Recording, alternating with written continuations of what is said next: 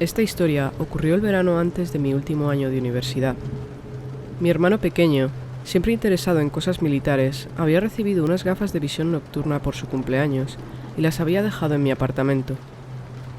Una noche estaba aburrida y decidí ir a probar las gafas en una zona de senderismo cercana. Mirando atrás, me doy cuenta que fue una idea un poco estúpida, ya que estaba sola, pero era joven e ingenua, y me emocioné mucho con la posibilidad de ver ciervos y otros animales del bosque en su hábitat natural por la noche. Estaba muy familiarizada con estos bosques. Mi mejor amigo y yo habíamos hecho senderismo allí justo la noche anterior y nunca nos habíamos encontrado a nadie más. La zona en la que vivo es mayoritariamente rural y bastante segura, así que no pensé que habría ningún problema. Aparqué en la entrada en una pequeña zona de aparcamiento muy poco iluminada e ignoré el cartel que decía que el parque cerraba a las 10. Entré en el bosque con las gafas de visión nocturna en la mano. Era media luna esa noche, y esa era la única luz que se filtraba a través de los árboles. Estaba bastante oscuro y no quería ponerme las gafas hasta encontrar un lugar donde sentarme, así que me alumbré con la linterna del móvil. En un par de ocasiones me pareció escuchar el crujir de hojas en el bosque a una distancia no muy lejana, pero lo vi como algo normal al pensar que podía ser algún animal, con suerte el ciervo que tenía esperanza de ver. Después de caminar una buena distancia, encontré un tronco caído para sentarme y ponerme las gafas. No sé si alguna vez has usado gafas de visión nocturna, pero el efecto es impresionante. Pueden convertir una oscuridad casi total en brillante como el día. Todo aparece en tonos verdes, pero bastante brillantes y nítidos. Por un tiempo me divertí mucho mirando alrededor. Vi algunas ardillas que jugaban en las hojas cercanas y una gran lechuza que parpadeaba sus ojos desde una rama de un árbol. Sin embargo, no había ciervos y comencé a pensar que tal vez no se acercarían a mí donde estaba sentada, aunque estuviera en la oscuridad. Así que decidí buscar un lugar donde pudiera estar un poco más escondida. Me adentré un poco más en el bosque y finalmente encontré un árbol muy grande perfecto para trepar. Siempre me ha gustado trepar a los árboles, así que no fue para nada difícil subirme unas cuantas ramas hasta que estaba a una buena altura. Después de aproximadamente 10 minutos allí sentada, vi algo que se movía entre los árboles. Pensando que podía ser el ciervo que había estado esperando, me giré, y lo que vi no era lo que esperaba. Vi a un hombre, vestido de pies a cabeza con ropa de color oscuro, abriéndose paso sigilosamente por el bosque. Venía de la misma dirección que yo había venido, y claramente estaba tratando de permanecer oculto, moviéndose de árbol en árbol y mirando a su alrededor cuidadosamente antes de continuar. Parecía que estaba buscando a alguien. Me llevó unos momentos darme cuenta de que llevaba algo, y cuando vi lo que era se me erizaron los pelos de la nuca. Tenía un cuchillo, uno grande, y lo estaba agarrando como si esperara usarlo en cualquier momento. No era temporada de caza, y además esto era una reserva natural, donde estaba prohibida la caza de cualquier tipo. De todos modos, el tipo estaba solo, y no vestido como un cazador. No había ciervos a la vista, y muy pocos cazadores matan a sus presas con cuchillos. De repente, fui terriblemente consciente de mi situación.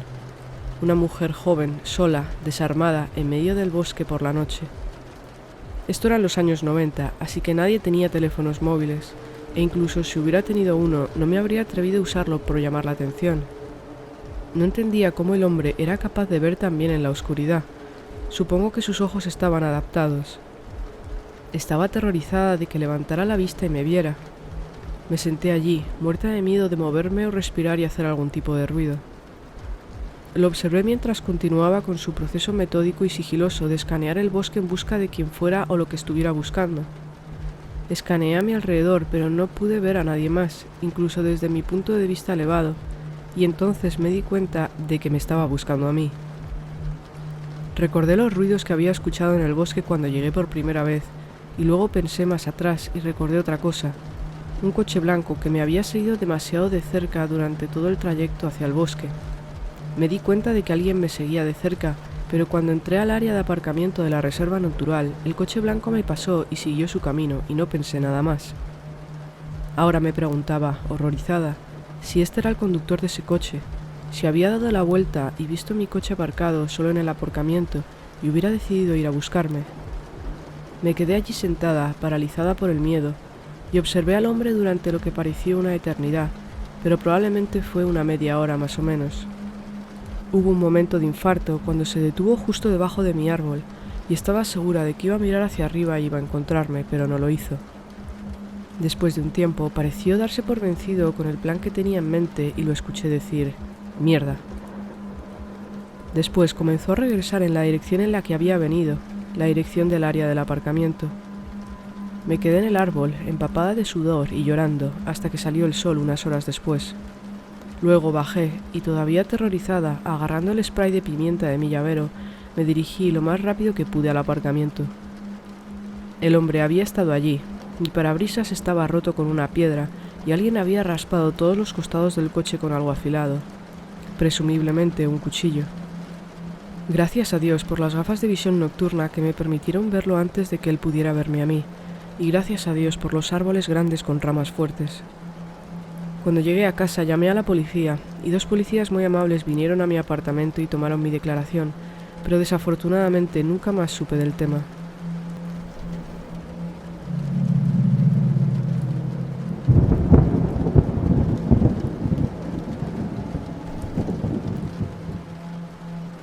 Mi nombre es Jennifer y vivo en Estados Unidos, y esto sucedió en 1985, cuando tenía 17 años. Yo era la más joven de mi clase en graduarse, y todo el verano había estado buscando universidades a las que poder ir en mi estado. Esto fue hace tanto tiempo que no había internet, y si querías ir a la universidad fuera del estado y no tenías toneladas de dinero o conexiones, tendrías que hacer un viaje. Nací en Seattle, pero en ese momento mi familia vivía en Mount Shasta, que es un pequeño pueblo en el norte de California. No pude asistir a la universidad al mismo tiempo que el resto de mis amigos, porque terminé teniendo que quedarme en casa para cuidar de mi madre, que fue diagnosticada con cáncer en verano, y mi padre tuvo que buscar un segundo trabajo para poder pagar todas las facturas. Así que cuidé a mi madre durante un año mientras mi padre trabajaba. Desgraciadamente, el cáncer estaba tan extendido cuando lo detectaron que falleció en otoño.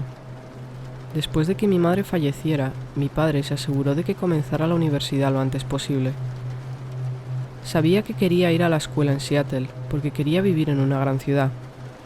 Mi padre básicamente me dio $500 y las llaves de su vieja camioneta Chevrolet de 1982 y me dijo que me fuera, y que cuando llegara allí me enviaría dinero para alquilar un apartamento para poder abrirme camino en la ciudad antes de que comenzaran las clases. No quería ningún obstáculo en mi camino cuando se trataba de mis estudios, porque se sentía culpable por haberme mantenido en casa cuidando de mi madre porque él no podía. Así que a mediados de otoño me dirigí con la camioneta de mi padre al norte de Seattle. Es un viaje directo desde Mount Shasta hasta Seattle por la carretera interestatal número 5. Debería haber sido un viaje fácil, pero aproximadamente a la mitad de Oregón la camioneta se estropeó. Una manguera de refrigerante tuvo una fuga y no pude repararla al costado de la carretera. Así que terminé caminando por el lateral de la carretera interestatal hacia el norte en dirección al próximo pueblo. Acababa de pasar un pequeño pueblo llamado Green, y el mapa decía que estaba justo al sur de un pueblo de tamaño mediano llamado Roseburg. Roseburg estaba más lejos, pero era más probable encontrar allí un taller de coches donde me pudieran ayudar, así que comencé a caminar en esa dirección. Hacía frío esa noche, y la sensación térmica me atravesaba el abrigo. Decidí que sería mejor hacer autostop hacia Roseburg, ya que estaba oscureciendo rápidamente. Pensé que no me costaría que alguien parara, pero al final no paró nadie. Seguí caminando hacia el norte y sacando el pulgar cada vez que un coche se acercaba. Fue horas más tarde cuando uno finalmente se detuvo. Era un gran camión de 18 ruedas que no tenía acoplado un remolque. Se detuvo frente a mí a un lado de la carretera y tocó la bocina. Corrí hacia el camión agradecida de que finalmente pudiera salir del viento y del frío. Cuando abrí la puerta del lado del pasajero del camión, vi a un hombre de apariencia muy amigable al volante. Sonrió y dijo: «Venga, entra», mientras me subía al asiento del pasajero. Me dijo que su nombre era Rick y yo me presenté también. Me preguntó a dónde me dirigía y le dije que necesitaba llegar a Roseburg para que una grúa recogiera mi coche que me había dejado tirada unas millas más atrás.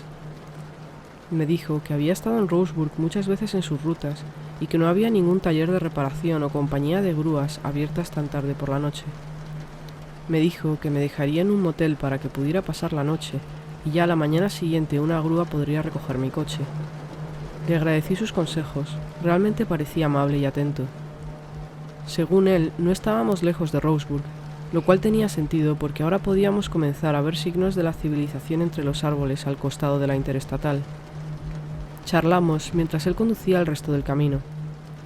Hablamos del clima frío, de eventos actuales e incluso deportes. En algún momento de la conversación me dijo que yo era muy bonita. Me tomó por sorpresa, pero no lo dijo de una manera espeluznante, así que simplemente le agradecí y continué hablando de deportes. No dijo nada después de eso, solo me dejó hablar. ¿Conoces esa sensación que tienes cuando te das cuenta de que has estado hablando una y otra vez sobre algo y la otra persona no ha dicho ni una palabra durante varios minutos? Bueno, pues tuve esa sensación porque no había dicho ni una palabra desde que me dijo que era bonita. Paré de hablar y me disculpé por ser tan habladora. Me miró y sonrió y dijo que estaba bien, que le gustaba escuchar mi bonita voz. Esta vez sí lo dijo de una manera espeluznante. Me quedé callada con la esperanza de que me empezara a hablar y conversáramos algo más. En cambio, no dijimos ni una palabra. Él miraba hacia adelante y yo simplemente me senté allí. Comencé a mirar a mi alrededor y terminé mirando en la parte de atrás de nuestros asientos. Lo que vi me desconcertó. En la parte de atrás había una manta marrón grande, algo de ropa que estoy seguro que estaba sucia y algunos zapatos. Lo que me desconcertó fue que no era todo ropa suya. Había 2 pares de zapatos que eran obviamente zapatos de niña, y parte de la ropa era también ropa de niña. Algo que esperarías que usara una niña de 10 años. Rick se giró y me vio mirando y se rió. Me dijo que su hija los había dejado ahí después de haberlo acompañado en una ruta la semana pasada. Me dijo que no tenía tiempo suficiente para pasar tiempo con ella, así que la había llevado en una ruta suya para pasar tiempo juntos. Le pregunté cuántos años tenía. Hizo una pausa por un segundo y luego me dijo que tenía 13 años. Eso me hizo sospechar, porque no solo dudó antes de responder, sino que he trabajado en una zapatería y sé que esos zapatos deben pertenecer a una chica mucho más joven, tanto por el tamaño como por el estilo.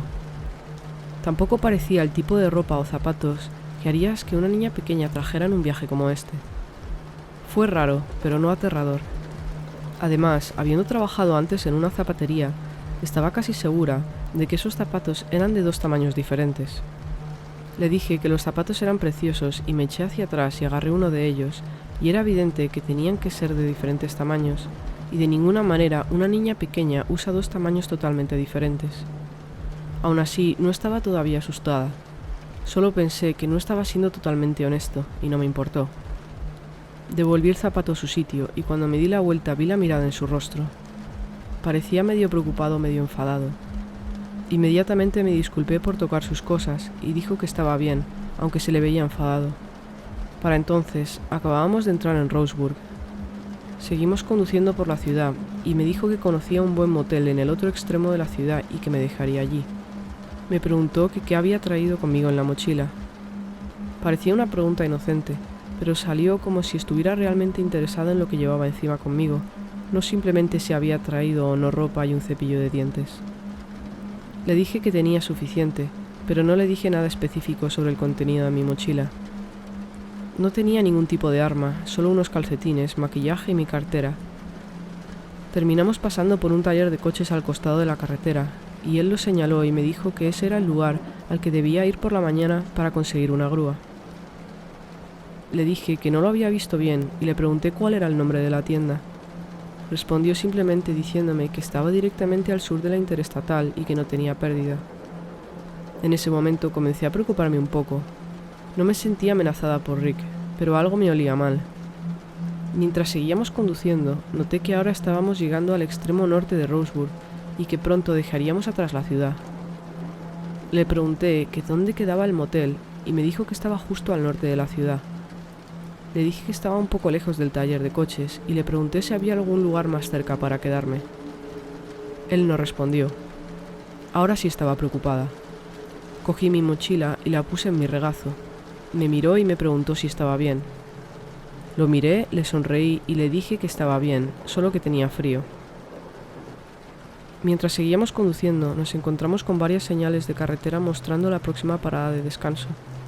Según esas señales, el siguiente motel estaba a 20 millas. Entonces supe que las intenciones de Rick no eran llevarme a un motel. No sabía lo que quería, pero no quería que sucediera.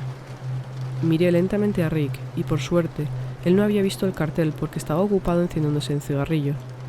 Empecé a mirar frenéticamente por la ventana para ver si había algún lugar en el que pudiera hacer una excusa para detenerme. Tal vez podría pedir parar en una gasolinera para beber algo y luego salir corriendo, pero no había nada abierto.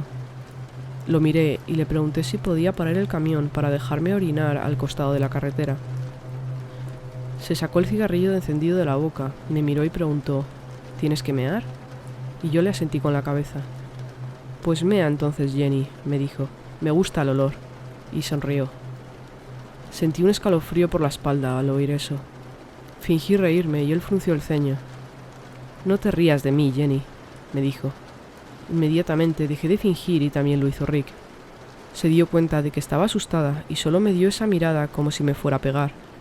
Le pregunté a dónde íbamos y me dijo que no me preocupara por eso. En ese punto podía ver el final del pueblo de Roseburg. No había más luces después de eso, solo bosque. Inmediatamente escuché la voz de mi padre en mi cabeza diciéndome que corriera, que no me preocupara por hacerme daño. Abrí la puerta y traté de saltar. El camión debía de ir a unos 50 km por hora, y cuando me dirigí hacia la puerta abierta, Rick agarró mi mochila.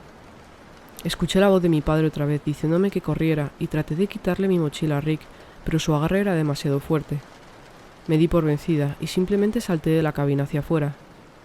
El impacto me dejó sin aliento y rodé por la hierba hasta que me detuve. Tan rápido como pude me senté a pesar del dolor agudo en mi espalda y vi el camión de Rick acelerando en su salida de la ciudad. Él no se detuvo. Me levanté y regresé cojeando a la ciudad. Corrí hasta la primera casa que vi y llamé a la puerta. Un anciano abrió la puerta e inmediatamente se preocupó por mí. Le rogué que llamara a la policía y cuando vio los rasguños en mi cara y las manchas en mi ropa abrió la puerta y me dejó entrar. Me sentó en el sofá mientras corría hacia el teléfono. Su esposa bajó y me encontró en el sofá llorando, y él al teléfono diciéndole al sheriff local que viniera a la casa. Me trajo un vaso de agua y una manta. Ambos fueron muy amables conmigo. El sheriff llegó y aproximadamente a la mitad de mi historia se dio cuenta de que no era una adolescente histérica borracha y que había algo de verdad en la historia que le estaba contando.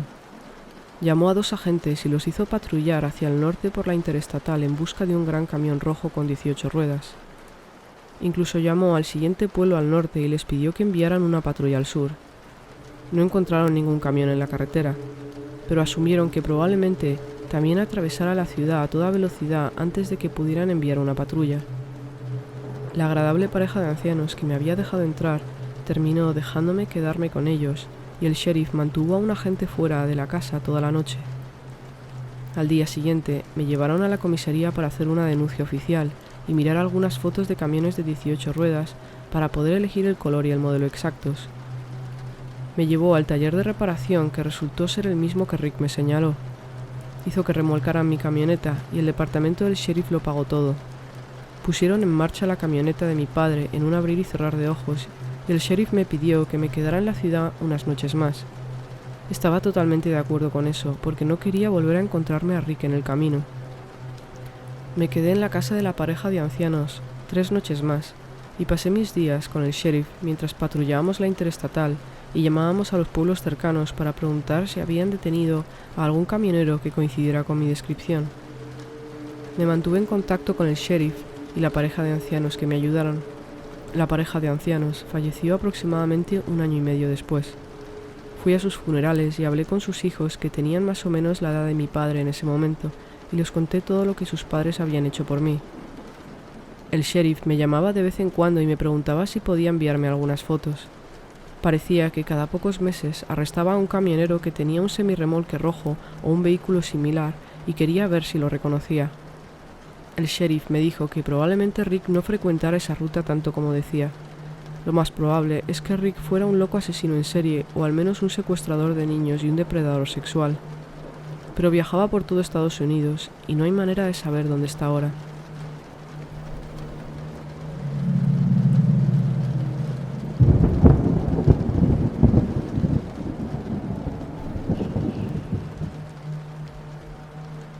Durante muchos años pasé mis veranos trabajando en una importante ciudad del sur de Estados Unidos, con una tasa de criminalidad moderadamente alta y algunos conflictos raciales graves.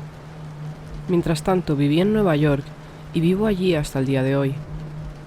No tengo demasiado miedo de caminar por algunas de las áreas más infames de la ciudad por la noche, pero creo que es importante respetar la ciudad en la que estás. Y sabía que esta ciudad sureña era un poco más peligrosa para caminar sola, especialmente como una mujer joven y pequeña.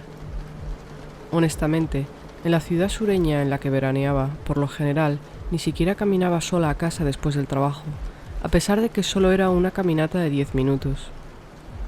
Parecía una tontería pedirle a alguien que me llevara cuando era una caminata corta a través de una ciudad hermosa, pero ya que trabajaba hasta las 10 de la noche o más tarde, no me sentía segura. Ni siquiera es la cautela que se siente cuando pasas por un barrio de mala muerte, sino que es un sentimiento totalmente diferente y mucho más profundo. Por eso evitaba estar sola después del anochecer a toda costa. Pero como sucede a menudo, hacemos pequeños compromisos.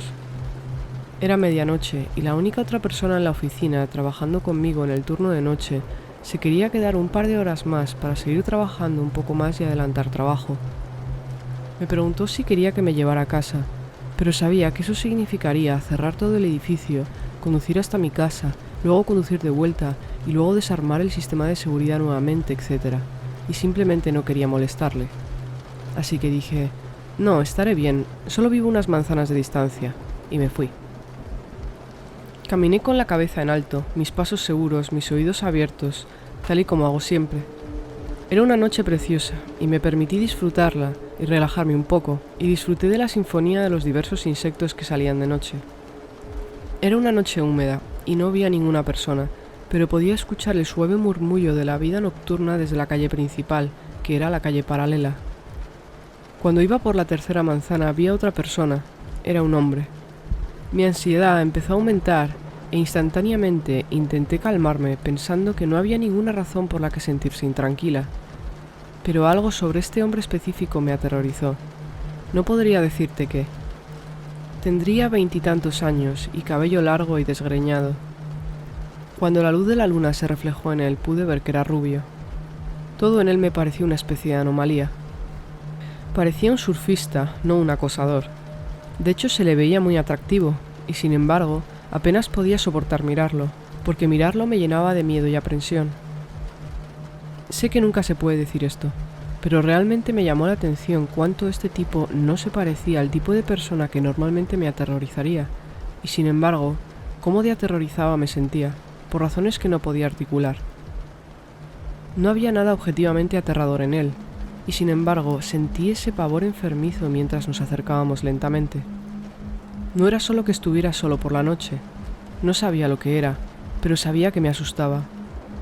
Caminaba hacia mí y yo tenía que caminar hacia él para llegar a casa. Enseguida estábamos en la misma manzana. Me obligué a pasar por delante de él y dejarlo atrás por fin, pero cuando estábamos a unos 10 metros de distancia, me detuve. No sé por qué realmente, casi sentí que no podía obligarme a acercarme más. Esto es ridículo, pensé para mis adentros, e incluso comencé a sonrojarme en la oscuridad de la noche de verano, avergonzada por mi comportamiento. Pero para tranquilizarme, crucé la calle sintiéndome tonta, y luego él cruzó también. «No te acerques a mí», dije en voz alta. Simplemente salió de mí. Me sorprendí a mí misma al decirlo, ya que era exactamente lo que sentía. «No tengas miedo», me dijo, después de un momento, aunque dejó de caminar hacia mí. «No tengo miedo», le dije. «Simplemente no te quiero cerca de mí».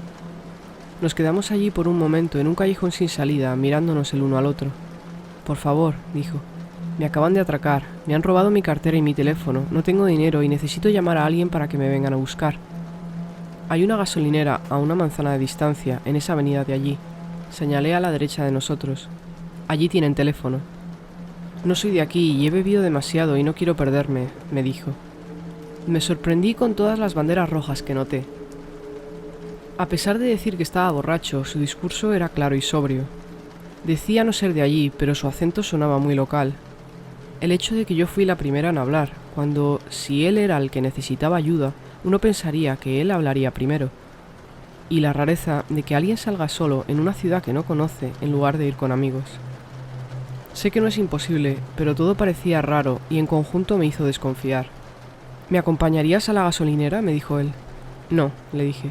Debes girar a la derecha y caminar hasta llegar a la siguiente intersección, y estarás en una calle muy transitada con una gasolinera a tu izquierda.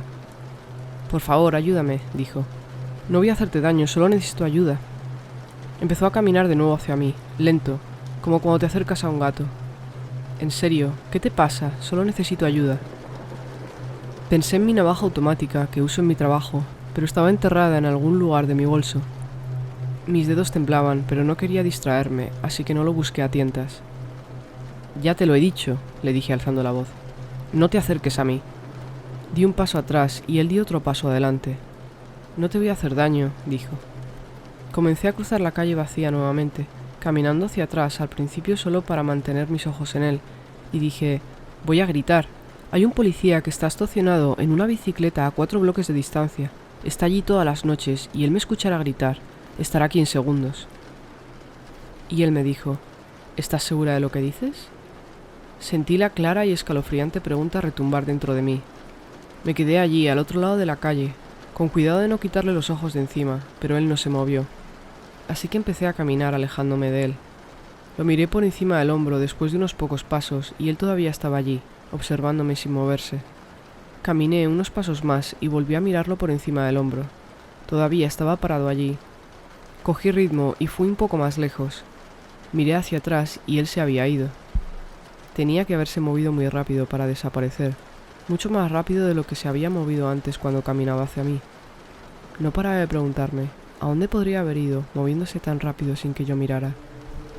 No pensé que podría haber cruzado la calle y logrado esconderse en algún lugar, al menos no sin que yo lo escuchara. Miré hacia la acera frente a mí. Esa acera estaba bordeada de árboles y arbustos. Había enormes jardines, todo tipo de patios y cosas por el estilo. Casi no había farolas, así que podría estar en cualquier lugar. Pensé en doblar por una calle lateral y dirigirme a la calle principal donde estaban todos los bares y restaurantes, pero lo vi demasiado lejos, así que seguí caminando recto. Traté de decirme a mí misma que me calmara. Era simplemente alguien que caminaba solo, como yo, nada más. Incluso me las arreglé para sentir algo de culpa por no haber hecho nada más para ayudarlo. Me gusta pensar que soy una buena persona y me molestaba haber sido tan grosera con alguien que realmente podría haber necesitado ayuda. Pero al mismo tiempo me veía incapaz de relajarme. Quería correr, pero me parecía una mala idea. Tal vez sea una estupidez, pero de alguna manera sentí que una persecución nunca comienza realmente hasta que comienzas a correr. Así que seguí caminando rápido. Miraba todo el rato hacia atrás, pero no veía más que oscuridad. Finalmente llegué al bloque donde el policía en bicicleta siempre estaba esperando detrás de unos árboles. Con esa arboleda a la vista eché a correr. Corrí llena de pánico, más deprisa de lo que pensaba que podía correr. El policía me escuchó correr hacia él antes de que realmente me viera. ¿Está bien, señorita?, preguntó cuando me acerqué a él, sentado a horcajadas sobre su bicicleta mirándome. Sí, respondí, sintiéndome tonta inmediatamente. Estoy bien, lo siento, solo me he asustado. Sonreí a modo de disculpa y comencé a burlarme de mí misma, como solemos hacer cuando nos sentimos estúpidos, pero el policía ya estaba mirando detrás de mí por encima del hombro. «Señor», gritó el policía en voz alta, saliendo finalmente de las sombras para que pudiera ser visto completamente. «¿Puedo ayudarle en algo?» «No, gracias», escuché decir una voz. Me di la vuelta y allí estaba el hombre, tal vez a 15 metros de distancia de mí, solo mirando.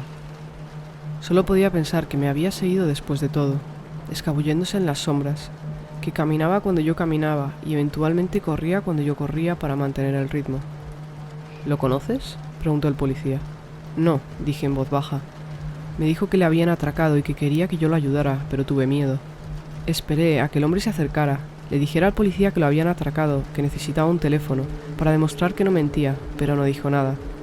Saludó, luego se dio la vuelta y comenzó a caminar hacia el otro lado. No miró hacia atrás. Esperé con el policía y lo vimos caminar durante varios minutos, y luego le pedí al policía que me acompañara a mi casa a una manzana de distancia. Cuando llegamos a la puerta de mi casa, el policía me preguntó si estaba bien o si quería hacer una declaración formal, pero realmente no podía pensar en nada que hubiera hecho aquel hombre por hacer una declaración a la policía, así que le dije que no.